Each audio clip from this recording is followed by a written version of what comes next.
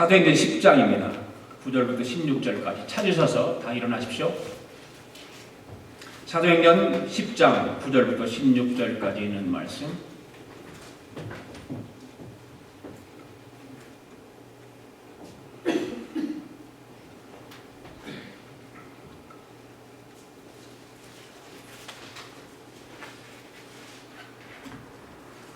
다 찾으셨으면 10장 9절부터 16절까지 같이 합독하십니다. 시작.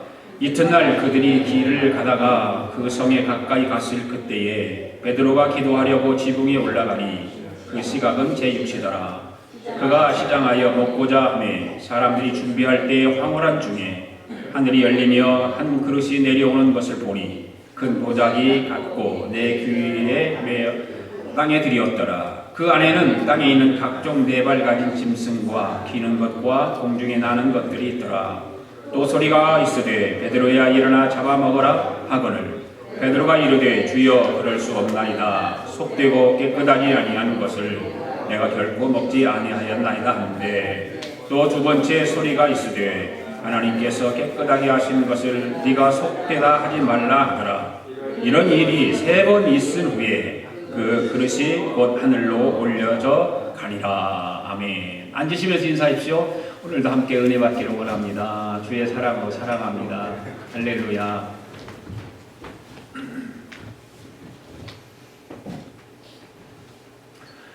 요즘 한국에는 스포츠 댄스가 유행이죠. 스포츠 댄스.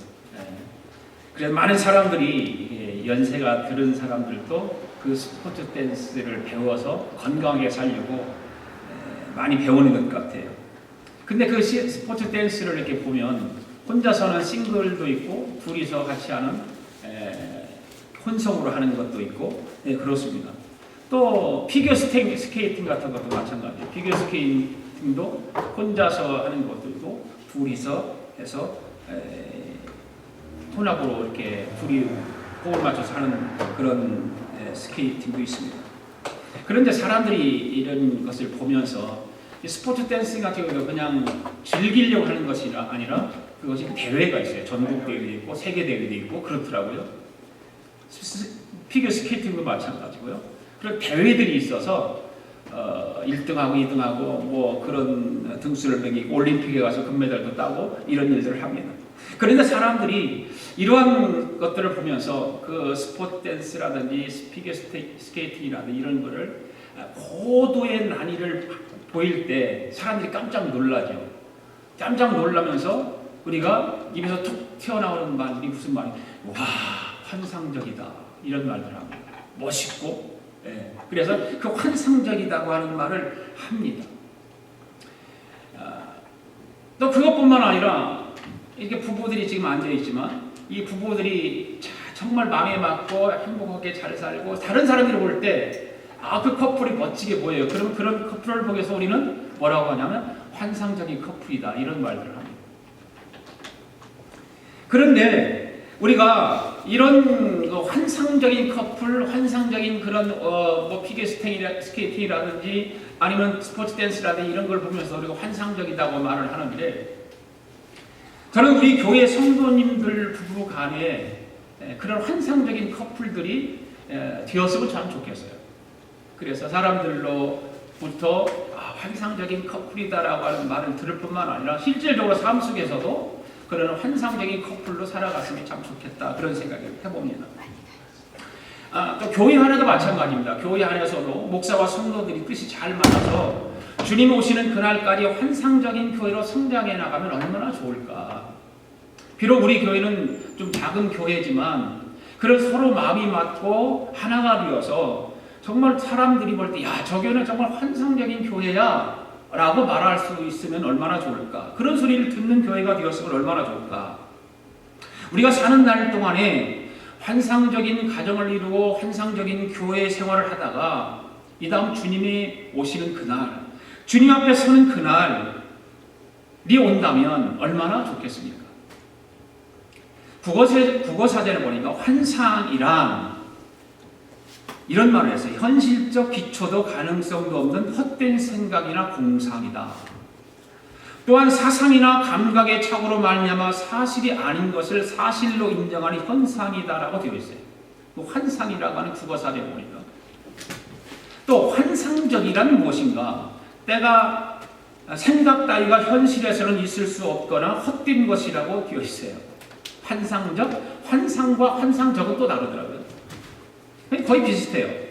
그런데 이런 환상은 인간의 이성에서 오는 어떤 헛된 생각, 헛된 공상, 또한 어떤 사상, 어떤 감각의 착오로 인해서 사실이 아닌 것을 사실로 인정하는 현상이라고 생각을 해요.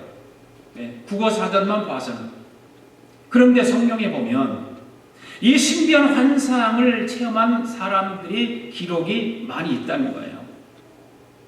우리가 그냥 얼핏 환상 그러면 신비로운 것으로 생각을 하고, 그렇지만 국어사전에 보면 엉뚱한 것들이잖아요. 우리가 뭐 생각하고 공상이라든지 이런 헛된 그런 마음이나 이런 것들을 표출해내는 착오로 인해서 생기는 그런 것들이라고 말하는데, 성경에 보면 이런 신비한 환상을 체험한 사람들이 많이 있습니다.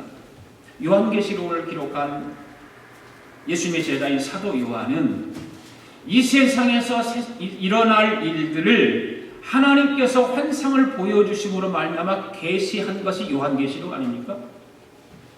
사도 바울 또한 여러 차례 신비한 환상을 본 적이 있습니다.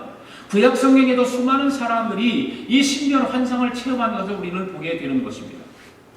이렇게 성경에 이렇게 환상들은 인간의 이성에서 오는 생각과 공상이 아니라 성령님을 통해서 이루어지는 현상들이라는 것을 우리는 알아야 됩니다. 그러니까 세상에서 말하는 국어사전에서 말하는 환상과 성경에서 말하는 환상은 전혀 다른 것입니다. 국어사전에서 말하는 환상이라고 하는 것은 인간의 어떤 공상이라든지 감각이라든지 이런 것들이 어떤 겉으로 나타나고 착각에서 오는 것을 말하지만, 성경에서 말하는 것은 실질적인 것이라는 거죠.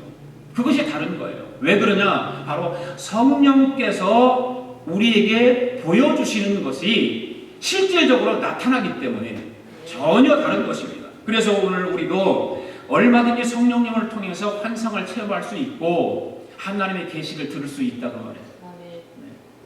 그런데 환상과 계시를 체험한 후에 신중하고 조심해야 될 것이 있어요. 왜냐하면 하나님 말씀에 근거해서 환상이 보여지는 것이지, 하나님 말씀의 근거가 전혀 없는데 환상으로 보여지는 건 없어요. 그래, 환상을 여러분들이 보더라도 하나님 말씀에 근거한 환상이어야 된다 그 말이에요. 잘못하면 자기가 보는 환상만 주장하다 보면 크게 잘못될 수 있기 때문에 그렇다고 말해요. 그리고 환상과 계시는 하나님께서 특별하게 목적을 이루시기 위해서 주시는 경우가 거의 다예요. 그래서 많은 사도들과 성경에 있는 훌륭한 하나님의 사람들에게 보여주는 그 환상과 계시는 하나님의 뜻을 이루기 위한 것이라는 거죠. 그래서 하나님께서 환상과 계시를 주시면서 목적이 분명하다. 하나님의 목적은 분명하게 있다는 거죠. 오늘 본문 말씀 보면 베드로가 기도하던 중에 환상과 계시를 체험한 내용이 말씀이에요. 오늘 제6시, 지금으로 말하면 정오 시간이에요. 12시예요. 베드로가 지붕 위에서 기도하다가 무아지경이라, 황홀이라, 여기는 성경에 오늘 읽을 때 황홀경에 빠졌다. 그 말은 다른 말은 무아지경에 빠졌다. 개혁 성경에는 비몽사몽간에 그런 말을 썼어요. 그러니까 다 비몽사몽간에 황홀해다, 무아지경이다, 거의 비슷한 말이에요. 그 베드로가 그렇게 무아지경에 이르렀을 때의 환상을 보았습니다. 그 환상 중에 큰 보자기 모양의 그런 보재기 같은 것이 하나 내려오는데, 그 안에 뭐가 그 보재기에 쌓인 것이 그릇이 있는데, 그 그릇에 부정한 동물이 있었습니다. 이거 베드로가 부정한 동물들을 보고 깜짝 놀랐어요. 그리고 하나님의 그 오늘날인데 하나님 음성이 들렸어요. 뭐라고 들려왔어요? 베드로야, 잡아먹으라는 거예요. 그 짐승을 잡아먹으라. 그러니까 베드로가 하는 말이, 하나님, 저는 평생 부정한 음식을 먹지 않았는데 어떻게 이것을 먹으라고 하십니까? 그때 하나님께서 본문 15절에서 말씀하죠. 또 두 번째 소리가 있어 가로되 하나님께서 깨끗게 하신 것을 네가 속죄당하느냐라고 말씀하세요. 그래서 오늘 설교 제목이 베드로의 현상이라는 제목을 가지고 말씀을 드리는데, 오늘도 하나님께서 저와 여러분에게 주시는 말씀의 은혜가 분명히 있을 줄 믿습니다. 그 은혜를 사모하고 함께 은혜 받기를 원합니다. 첫째로 환상을 본 때와 장소에 대해서 한번 생각해 보겠습니다. 환상을 본 때와 장소. 9절 읽습니다. 시작. 이튿날 그들이 길을 가다가 그 성에 가까이 갔을 그때에 베드로가 기도하려고 지붕에 올라가니 그 시각은 제6시더라. 아멘. 지난주에 이방인 고넬료에 대해, 지금 고넬료의 얘기를 하다가 이 말이 나온 거예요. 다음 주에 고넬료가 또 나와요. 잘 들으셔야 돼요. 고넬료가 천사를 통해서 계시를 받고 경건한 사람을 불러가지고 베드로를 모셔오도록 청했습니다. 지금 그들이 베드로가 머물고 있는 요빠에 갑니다. 거의 다 도착했어요. 근데 가서 보니까 베드로가 무엇을 하고 있습니까? 제6시에 지붕에서 기도하고 있는 것입니다. 여러분 3장 1절에서 우리가 본 말씀이 기억날 것입니다. 베드로가 9시에 기도하러 성전에 가다가 나면서부터 안전뱅이를 치유한 일이 있습니다. 베드로는 어느 나라 사람입니까? 이방인입니까? 유대인입니까? 유대인이에요. 베드로를 하나님께서 쓰신 것은 뭐라고 그랬죠? 누구를 복음하기 위해서? 유대인들을 복음하기 위해서. 베드로 자신이 유대인이에요, 지금. 그런데 예수님 믿고 난 이후에 하루에 3번씩 기도 시간을 정해놓고 기도하는 것이 좋다라고 생각한 거예요. 유대인이었지만 예수를 믿고 나서 전부 바꾼 것이 아니라 그 기도 시간만은 정말 좋다고 생각해서 시간을 정해놓고 기도하기 시작한 것입니다. 베드로는 유대교에서 기독교를 개종을 했다고 해서 기도하는 그 습관을 중단할 수가 없었어요. 그 기도하는 시간만큼은 나는 꼭 해야 되겠다고 생각했기 때문에 어디를 가든지 베드로는 그 시간에 맞춰서 기도를 했습니다. 왜일까요? 왜 그랬을까요? 우리 주님은 모든 그리스도인들이 무시로 성령 안에서 기도하기를 원하셨기 때문에 그런 거예요.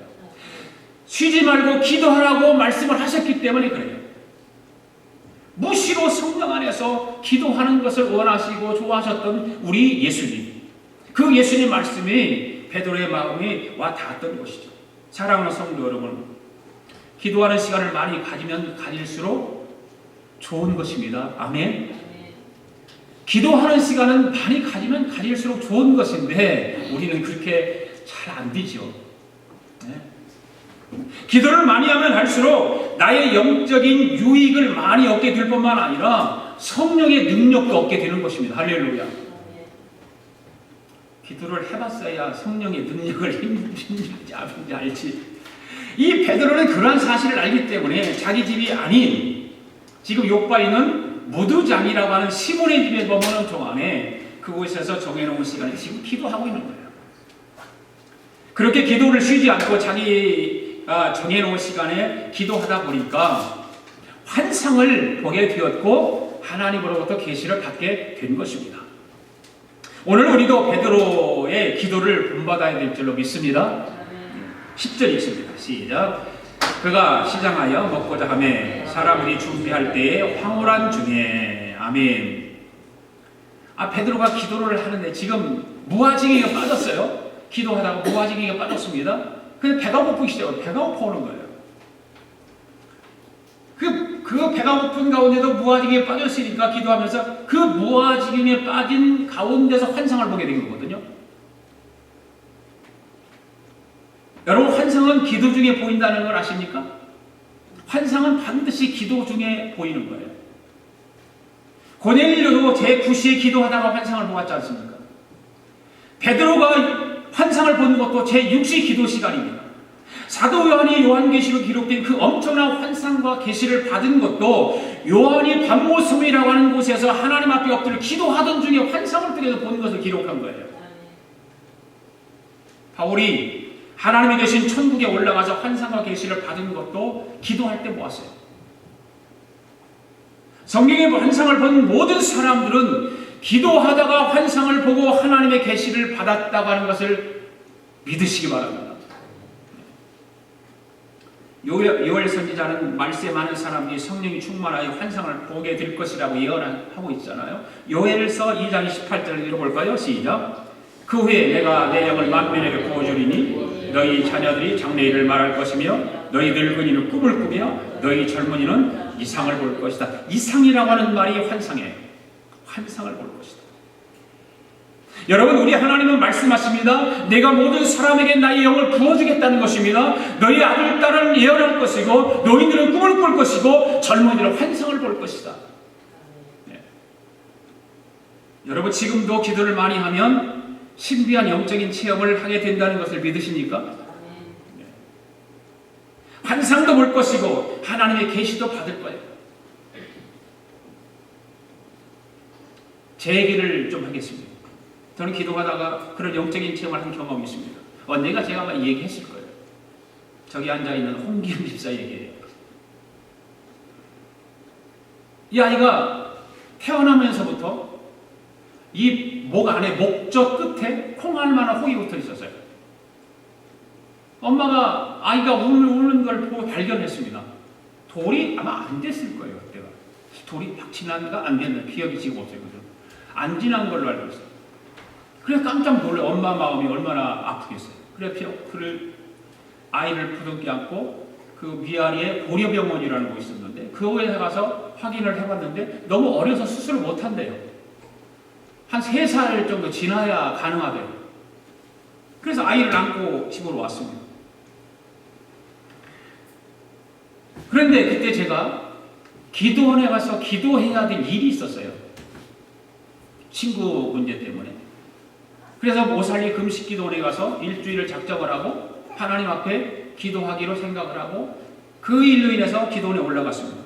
3일째 되는 날 기도를 하는데 여러분들 무아지경에 빠진 기도를 해본 적 있어요? 황홀한 지경에 빠져서 기도해본 적 있어요? 그런 기도 해봐야 돼요. 3일째 되는 날 굴 속에 들어가서 기도하는데 무아지경에 딱 들어가는 거예요. 기도하다가. 기도하고 그 무아지경에 들어가면 기도가 전혀 힘이 안 들어요. 무릎 꿇고 기도하는데 전혀 무릎도 안 아파요. 기쁨이 있고 감사가 있고 너무 좋은 거예요. 무아지경에 빠져서 기도하면. 그냥 말이 저절로 막 나오는 거예요. 방언 기도도 나오고 나오는 거죠. 그때 그 무아지경에 빠져서 기도하는데 성령께서 음성을 딱 주셔요. 전혀 나는 아들을 위해서 기도하려고 간 것이 아니거든요. 친구 문제 때문에 친구를 위해서 정말 금식하며 기도할 일이 있어서 그렇게 갔는데 그 기도를 하는데 친구를 위해서 기도하는데 아이를 위해서 기도가 탁 나오는 거예요. 그 무아지경 속에 기도하는 가운데서. 그러면 성령의 음성을 들려오니까 뭐냐? 사랑하는 아들 흥사나 네 아들 목젖에 혹이 떨어졌어. 딱 그러는 거예요. 와, 그것이 너무 상창하게 내 귀로 들리는 거예요. 너무 감사했어요. 그러니까 눈물이 막 쏟아지기 시작하는데 그 눈물이 기쁨의 눈물, 감사의 눈물. 그게 슬퍼서 우는 눈물보다 훨씬 더 많이 눈물이 나오는 거예요. 이상하죠? 감사의 눈물이 그렇게 많이 나올 줄 몰랐어요. 네, 너무 감사한 거죠. 그러고 나서 기도로 끝나고 금식도 끝나고 금요일날 내려왔어요. 금요일날 내려와서 응답 받았으니까 확인하고 싶은 마음이 생길 거 아니에요. 그런데 마음속에 확인하면 내가 믿음이 없는 증거지. 주일날 하나님 앞에 감사 예물을 드리고 그리고 나서 확실하게 보자. 그러고 나서 토요일날 되었습니다. 토요일날 되었는데 어떻게 하다가 이 아이가 막 뭐 때문에 울었어요. 넘어졌는지 하여튼 엄청 우는데 아이들이 울면 보통 막 입이 찢어지라고 그렇게 벌리 울잖아요. 크게 울면. 그래 막 우는 거예요. 왜 울어보라고 입을 딱 봤는데 혹이 안 보이는 거예요. 그래서 그때 형수님이 와 계셨는데 그리고 형수가 그랬어요. 형수 기현이 목젖에 혹이 없어졌어요. 그 형수도 와서 확인을 해보니 진짜 없는 거예요. 그래서 주일날 감사 예물을 드리고 병원에도 안 가고 수술도 안 하고 깨끗이 치료가 돼서 지금 장가가서 두 아이의 아빠가 된 거예요. 여러분, 기도 중에 환상을 보고 하나님의 계시를 받는 체험을 한번 해봐야 되지 않겠어요? 예, 기왕이 신앙생활하고 교회 다니면 그런 것쯤은 한번 체험을 해봐야 그런 은혜도 알고 감동도 있고, 아, 환상이 어떤 것인가, 하나님 계시가 어떤 것인가, 성령의 음성이 어떤 것인가, 그거를 체험하지 않은 사람들은 다른 사람 얘기하면 전혀 못 믿죠. 에이, 저기 꾸며낸 얘기지 무슨 그런 일이 어디가 있어, 이렇게 말하죠. 우리 아가페 교회 성도들은 그런 것을 한번 체험 한 번씩 해보시기를 바랍니다. 두 번째, 그렇다면 베드로가 보는 환상이 무엇일까?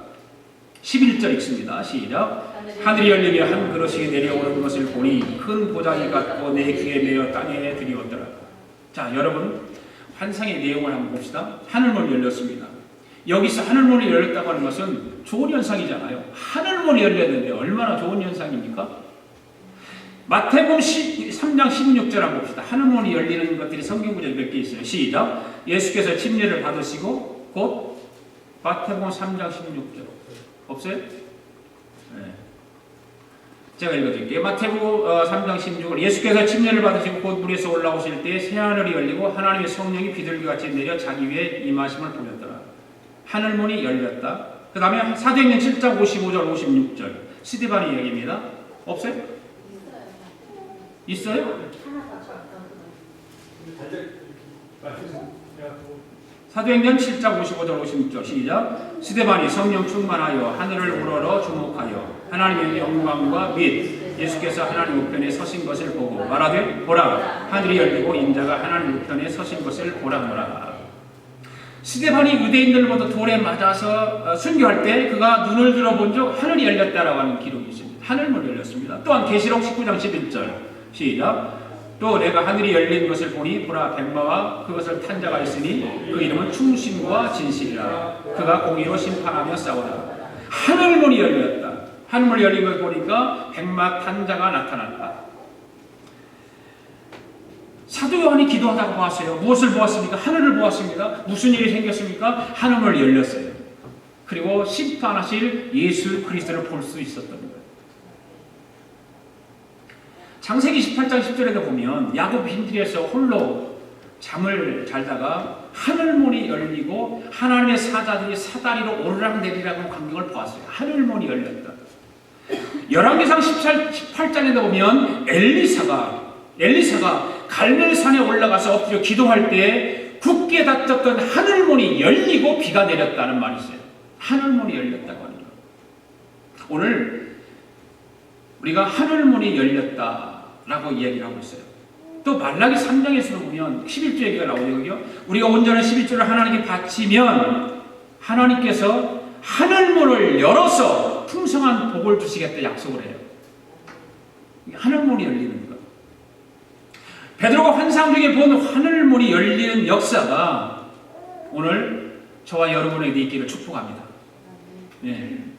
베드로가 기도하는 중에 환상이 열렸습니다. 그러더니 한 그릇이 내려오더니 보니까 큰 보자기 같은 것이 그릇이 내 귀퉁이에 끝이 달려서 땅으로 내려오는 거예요. 여러분, 환상의 의미가 무엇일까? 하나님께서 왜 베드로에게 이런 환상을 보여주셨을까? 보자기는 뭘 하는 겁니까? 물건을 싸는 것들이죠. 보자기가 동그란 거 봤습니까? 거의 없어요. 보자기는 동그란 게 없어요. 항상 내 귀퉁이가 있게 돼 있죠. 사각으로 돼 있죠. 보자기가. 보자기의 네 모퉁이는 동서남북 사방을 의미하는 거예요. 여기서 보여주는 환상의 의미가 그래요. 그리고 그러니까 하나님께서 사방의 모든 사람들, 즉 유대인이나 이방인이나 구원의 보자기를 싸겠다, 그런 의미예요. 이 왜 그러냐면 이런 환상은 베드로에게 보여주는 거예요. 왜? 베드로는 유대인이기 때문에. 여러분, 유대인들의 생각은 어떻습니까? 이방인들이 구원을 받을 수 있다라고 생각하고 있을까요? 아니에요. 유대인들, 이방인은 구원받지 못한다라고 단정하고 사는 사람들이거든요. 베드로 역시 이방인들의 구원에 대해서는 그렇게 크게 확신을 가지고 있지 못한 상태예요. 그런 상태에 있는 베드로에게 하나님께서 성령을 통해서 이런 환상을 보여주는 거죠. 그래서 하나님께서 그 환상을 통해서 이방인들도 유대인들과 같이 예수 그리스도 안에서 구원을 받을 수 있다는 사실을 깨우쳐 주시기 위해서 베드로에게 이 환상을 보여주는 것입니다. 할렐루야. 12절 13절 읽습니다. 또 시작. 그 안에는 땅에 있는 각종 네 발 가진 짐승과 기는 것과 공중에 나는 것들이 있더라. 또 소리가 있음에 베드로야 일어나 잡아 먹으라 하거라. 아멘. 하늘이 열리면서 한 그릇이 내려왔습니다. 여러분 그릇이라면 무엇인가를 담는 거죠. 무엇인가 담는 거예요. 담지 않는 그릇은 아무것도 없어요. 다 그릇은 담는 거예요. 그러니까 하늘에서 내려왔으니까 무엇인가 그 안에 귀한 것이 담겨 있을 것이 분명하죠. 베드로 역시도 하늘문이 열리면서 그 그릇이 큰 그릇이 내려오는 모습을 보는 순간 이거 무엇인가? 라고 생각을 한 것입니다. 궁금했어요. 이게 무엇이지? 근데 막상 내려온 걸 확인해 보니 그 안에 내용을 보니까 베드로가 깜짝 놀라는 거예요. 왜 놀랐을까요? 그 안에는 유대인들이 먹지 못하는 짐승이 들어있는 거예요. 먹어서는 안 되는 짐승이 거기 들어있어요. 자, 여러분 우리가 왜 유대인들이 먹지 말아야 될 짐승들이 있습니다. 특히 레위기의 말씀을 보면 이 말씀이 있어요. 한번 레위 11장에 있는 말씀 한번 우리가 몇 절만 읽어봅시다. 같이 시작.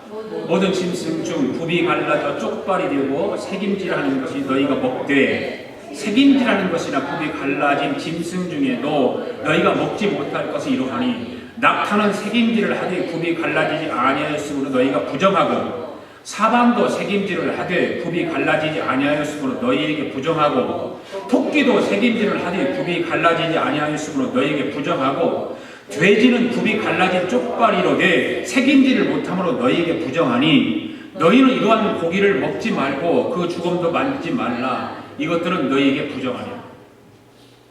이런 것들이에요. 그냥 우리 뭘 먹는 게 뭐가 있어요 여기서? 돼지는 먹지 말. 근데 이런 레위기의 말씀을 철저히 지키는 사람들은 제국이 안 먹어요. 이와 같이 금기된 짐승이나 식물을 먹는 자는 부정한 자로 여겼습니다. 그런데 하나님께서 베드로에게 그와 같은 부정한 짐승을 그릇에 담아서 하늘에서 내려왔다고 말해요. 베드로는 환상과 하나님의 계시를 받고 나서 아마 엄청나게 당황했을 거예요. 자기가 볼 때는 부정한 것이기 때문에. 자, 우리가 여기서 또 한 가지 여기에 대한 말씀을 들어야 되지 않겠어요? 그러면 그 큰 그릇 안에 들어있는 부정한 짐승은 무엇을 의미하냐고 말해요. 무엇을 의미하냐?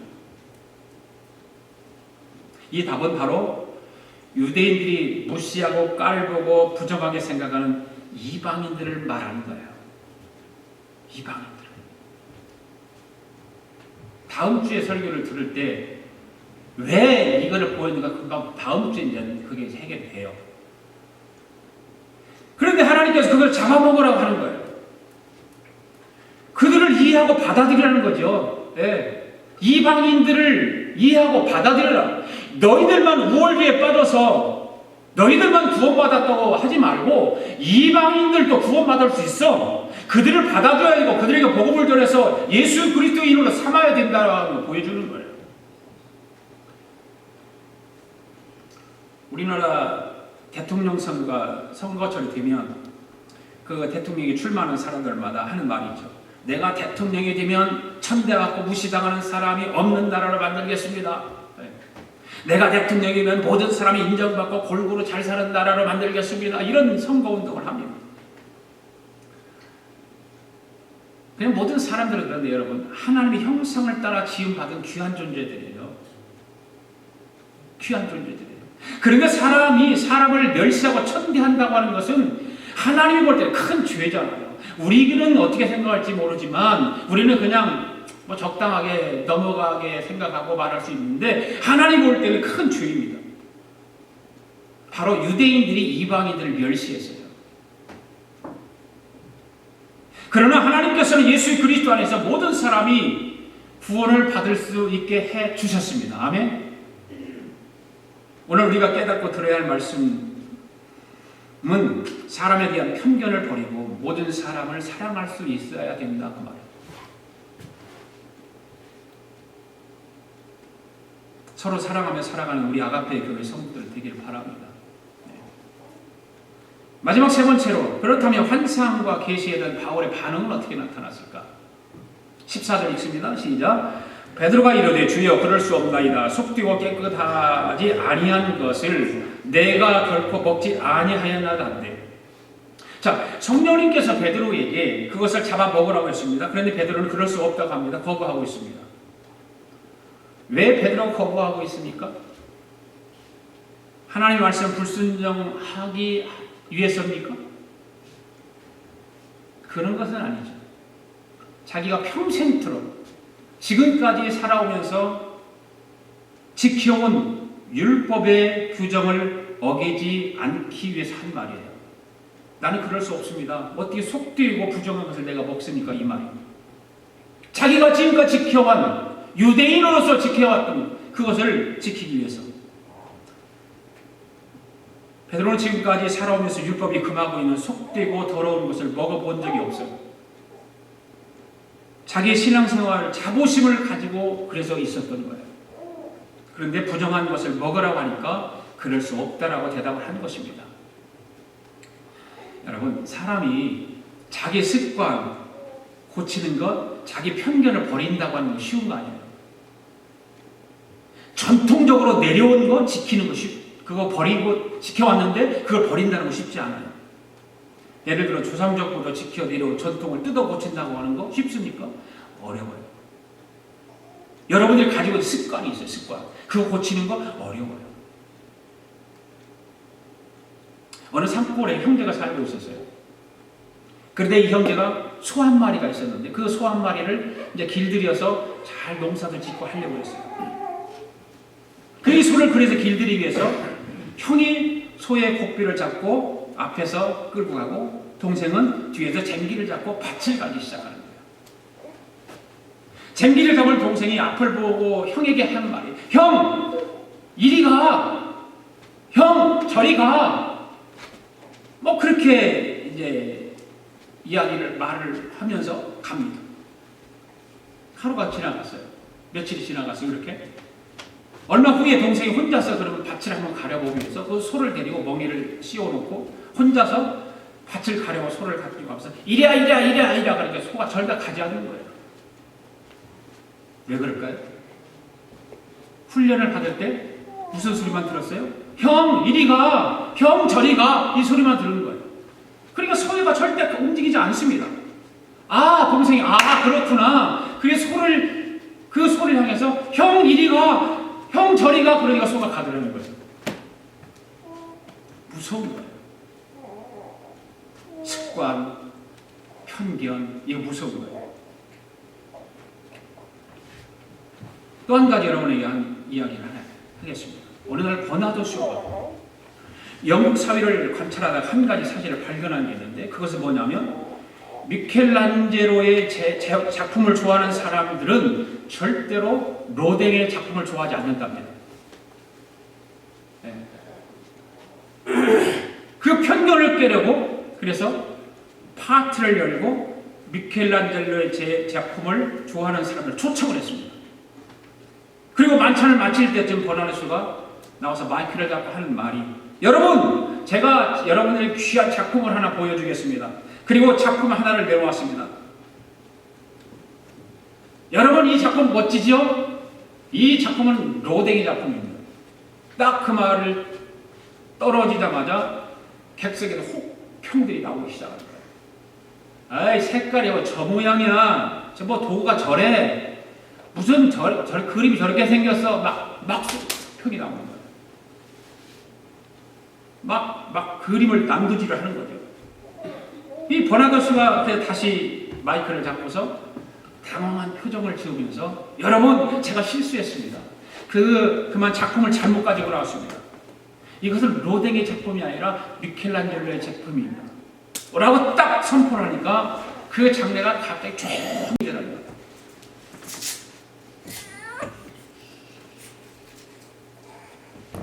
바로 편견이라고 하는 것 때문에 그런 것이죠. 편견. 여러분, 이처럼 습관과 편견은요, 참으로 고치기 어려운 것입니다.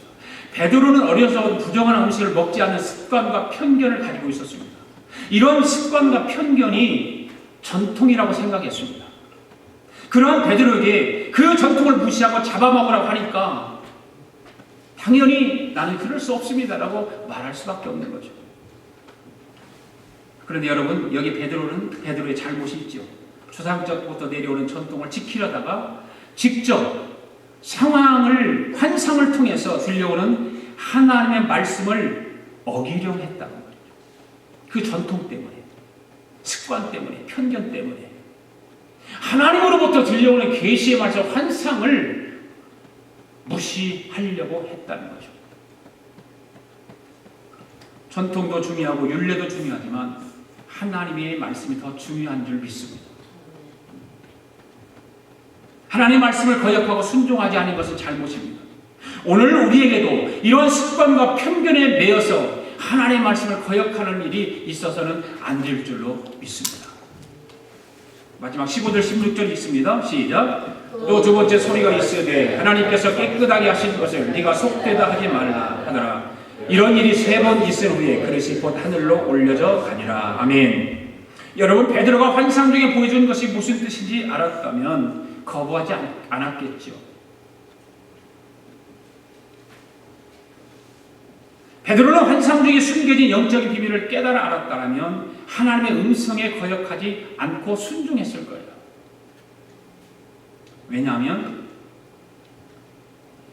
17절에 가서 보면 베드로가 자기에게 보여준 환상이 무엇인가를 곰곰이 생각했다는 사실을 알 수 있기 때문에 그래요. 여기서 두 번째로 성령이 베드로에게 하시는 말씀이 내가 깨끗하게 하는 것을 네가 속되다 하지 말라는 거예요. 내가 깨끗하다고 하는데 네가 편견 때문에, 네가 가지고 있는 습관 때문에, 전통 때문에 그것이 속되다고 하느냐 그 말이죠.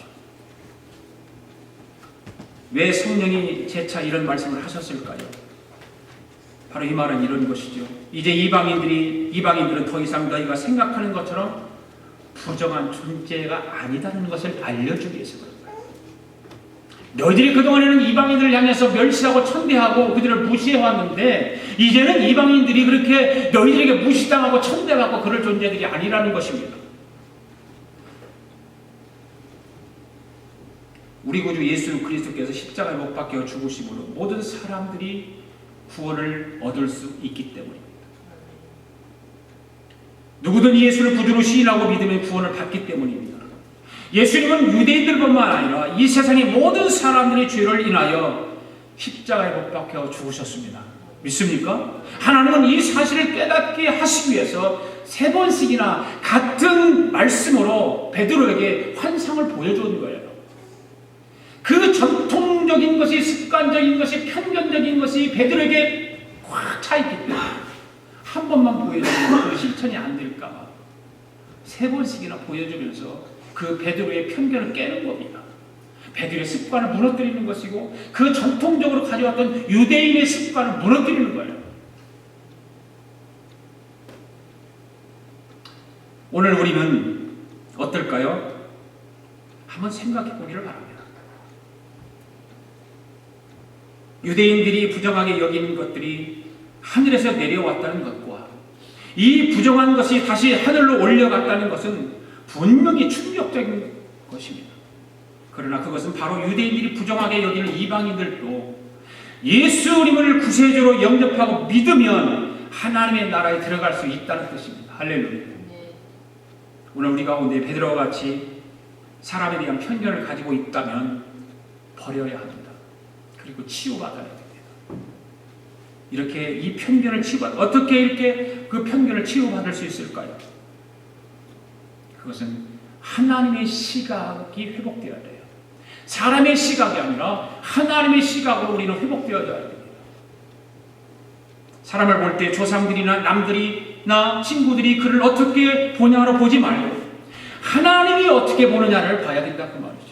하나님이 어떻게 생각하고 하나님이 어떻게 판단하시는가를 기억해야 된다 그 말입니다.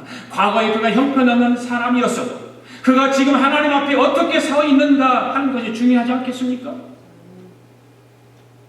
또한 그의 현재 모습이 부족해도 하나님이 그 영혼을 얼마나 귀하게 보시느냐가 더 중요한 거예요. 로마서 15장 7절에 보면 이런 말씀이 있습니다. 그리스도께서 우리를 받아 하나님께 영광을 돌리신 것 같이 너희도 서로 받으라. 이 말씀, 너희도 서로 받으라.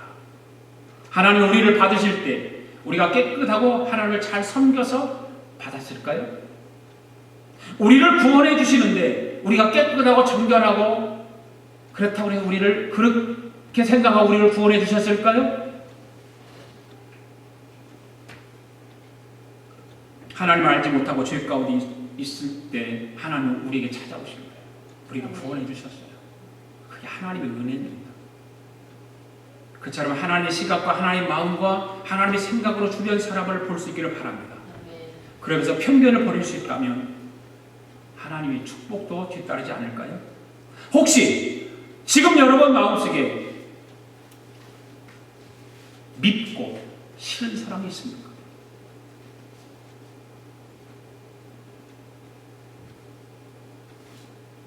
내가 직접 그를 통해서 고통을 겪어서 미워하게 되었다면 그렇게 큰 죄를 저지른 것은 아니겠지만 내일의 축복을 위해 용서하는 마음을 달라고 기도할 수 있기를 바랍니다.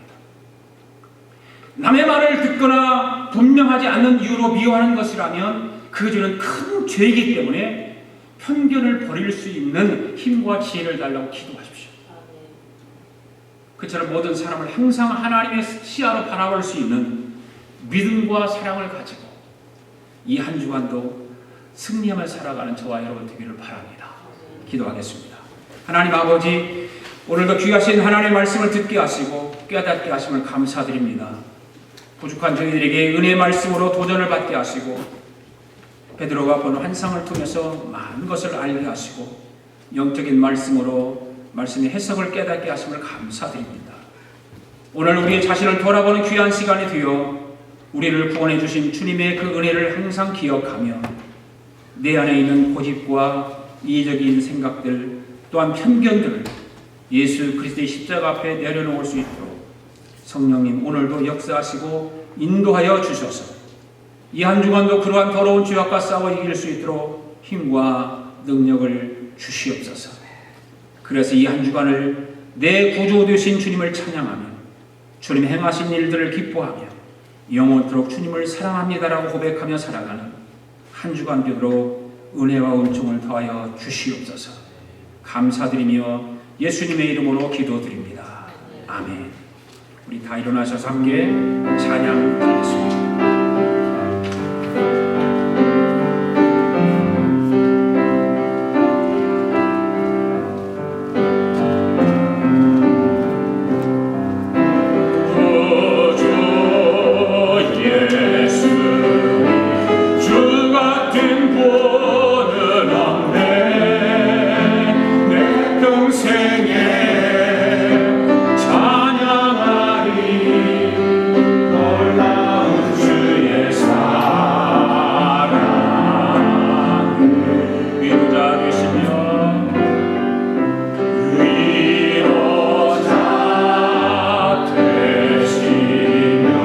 피난처 되신 주